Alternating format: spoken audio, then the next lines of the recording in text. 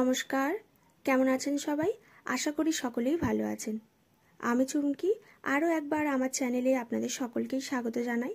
তো আজকের এই ভিডিওতে আমি আপনাদের ফ্রন্ট পার্টে ব্লাউজে কিভাবে প্যাড অ্যাটাচ করতে হয় সেই ভিডিওটাই সম্পূর্ণ আজকে আপনাদের সঙ্গে শেয়ার করব।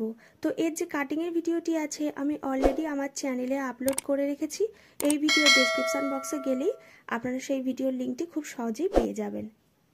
প্রথমে আমি এখানে ফ্রন্টের পার্টটা নিয়ে নিয়েছি। তো কাটিংয়ের ভিডিওটি কিন্তু আপনারা অবশ্যই দেখবেন, তাহলে আপনাদের স্টিচিংয়ের ভিডিওটি দেখতে আরও বেশি সুবিধা হবে।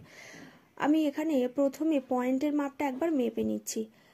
কাটিংয়ের সময় আমি পয়েন্টের মাপ নিয়েছিলাম এখানে 8.5 ইঞ্চি। এখানেও আমি 8.5 ইঞ্চিতে একটা দাগ দেব। দুই সাইডে আমি একই রকমভাবেই দাগটা দিয়ে দিচ্ছি।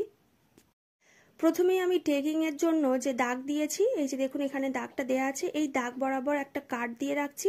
এই কাট বরাবর কিন্তু আমি 1 ইঞ্চি করে দুই সাইড থেকে টেকিং দিয়ে দেব। তো আপনারা যারা যারা আমার ভিডিওটি দেখছেন তাদের অসংখ্য ধন্যবাদ জানাই। আর এই ধরনের আরও নতুন নতুন ভিডিও দেখতে চাইলে অবশ্যই কিন্তু আমার চ্যানেলটিকে সাবস্ক্রাইব করে রাখবেন। টেকিং দিয়ে নেওয়ার পরে এইভাবে কাপটাকে কিন্তু আমি পয়েন্ট বরাবর সুন্দরভাবে সেলাই করে নেব। আপনারা যদি চান প্রথমে কিন্তু এটা হাত দিয়ে সেলাই করে নিতে পারেন। তো আমি এখানে সরাসরি এর ওপর থেকে সেলাই করে নিচ্ছি। কাপের একেবারে মিডিল পোর্শন থেকে শেষ পজিশন পর্যন্ত কিন্তু সোজাভাবে সেলাইটা করতে হবে। দুটো প্যাডের যে মিডিল পোর্শন আছে অবশ্যই কিন্তু 1 ইঞ্চির মতো গ্যাপিং রাখতে হবে। এরপরে যে মেন ফেব্রিক আছে বা ব্লাউজের যে মেন কাপড়টা আছে সেই কাপড়টাও একই রকমভাবে দুই সাইড থেকে 1 ইঞ্চি করে আমি টেকিং দিয়ে দিচ্ছি।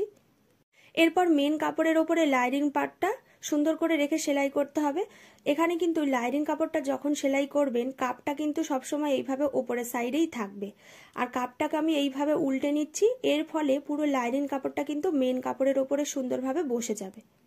এরপর গলার ডিজাইন বরাবর 1/2 ইঞ্চি করে সেলাই করে নিচ্ছি এবং যা এক্সট্রা কাপড় থাকবে অবশ্যই কিন্তু কেটে বাদ দিয়ে দিতে হবে এবং ছোট ছোট করে কাট দিয়ে পুরো লাইনিং কাপড়টাকে উল্টে নিতে হবে। এরপরে আমি কোমরের কাছে প্রায় 1.5 ইঞ্চির মতো করে লাইনিং কাপড় দিয়ে পট্টি লাগিয়ে নিচ্ছি। পট্টিটা উল্টে নিয়ে এর ওপর থেকে আরও একবার একটা চাপ সেলাই দিয়ে দিতে হবে এবং উল্টো সাইডে পুরো পট্টিটাকে ঘুরিয়ে নিয়ে সেলাই করে নিতে হবে। তো আজকের মতো ভিডিওটি এইখানেই শেষ করছি। ভিডিওটি যদি ভালো লেগে থাকে অবশ্যই কিন্তু লাইক, কমেন্ট অ্যান্ড শেয়ার করে দেবেন এবং চ্যানেলটি সাবস্ক্রাইব করতে ভুলবেন না।